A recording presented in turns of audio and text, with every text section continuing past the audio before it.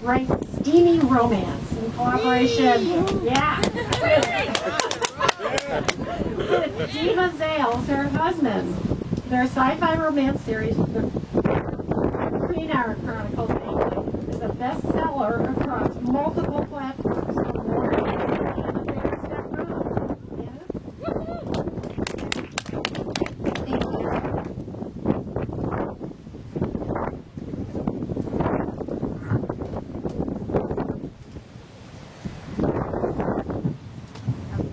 Thank you very much. Today I'm going to read an excerpt from my husband's upcoming fantasy novel.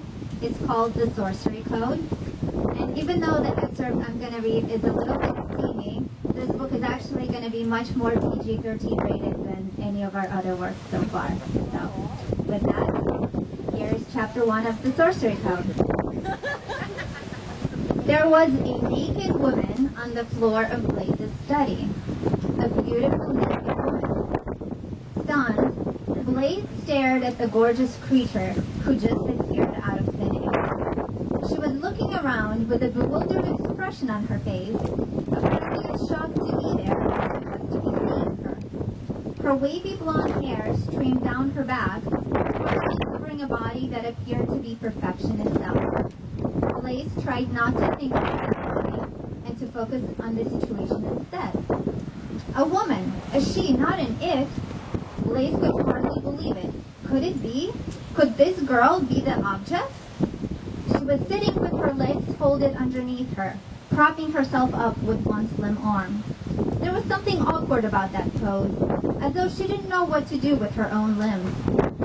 In general, despite the curves that marked her a fully grown woman, there was a childlike innocence in the way she sat there, completely unself-conscious and totally unaware of her own appeal. Clearing his throat, Blaze tried to think of what to say. In his wildest dreams, he could have never imagined this kind of outcome to the project that had consumed his entire life for the past several months. Hearing the sound, she turned her head to look at him, and Blaze found himself staring into a pair of unusually clear blue eyes. She blinked, then cocked her head to the side, studying him with visible curiosity. Blaze wondered what she was seeing. He hadn't seen the light of day in weeks, and he wouldn't be surprised if he looked like a mad sorcerer at this point. There was probably a week's worth of stubble covering his face, and he knew his dark hair was unbrushed and sticking out in every direction. If he'd known he would be facing a beautiful woman today, he would have done a grooming spell in the morning. "Who am I?" she asked, startling Blaze. Her voice was soft and feminine, as alluring as the rest of her. "What is this place?" "You don't know?" Blaze was glad he finally managed to put together a semi-coherent sentence. "You don't know who you are or where you are?" She shook her head. "No." Blaze swallowed. "I see." "What am I?" she asked again, staring at him with those incredible eyes. "Well," Blaze said slowly, "if you're not some cruel prankster or a figment of my imagination, then it's somewhat difficult." She was watching his mouth as he spoke, and when he stopped, she looked up again, meeting his gaze. "It's strange," she said, "hearing words like that in real time. These are the first real words I've heard." Blaze felt a chill go down his spine. Getting up from his chair, he began to pace, trying to get his eyes off of her body. He had been expecting something to appear, a magical object, a thing. He just hadn't known what form that thing would take. A mirror, perhaps, or a lamp. Maybe even something as unusual as the light capture sphere that sat on his desk like a large blue diamond.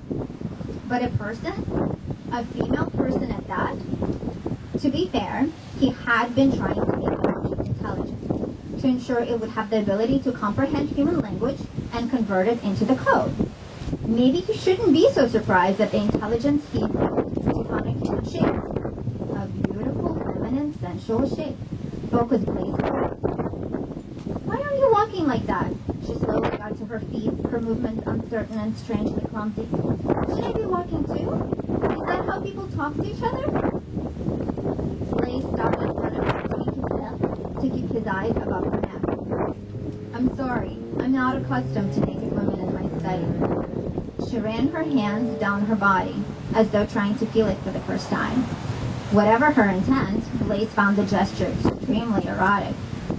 Is something wrong with the way I look? She asked. It was such a typically feminine concern that Blaze had to stifle a smile. Quite the opposite, he assured her. You look unimaginably good. So good, in fact, that he was having trouble concentrating on anything but her delicate curves. She was of medium height and so perfectly proportioned that she was as a sculptor's servant. Why do I look this way? A small frown creased her smooth forehead. What am I? That last part hurt her the most. Blaze took a deep breath, trying to calm his racing pulse. I think I can venture a guess, but before I do, I want to give you some clothing. Please wait here. I'll be right back. And without waiting for her answer, he hurried out of the room. Thank you.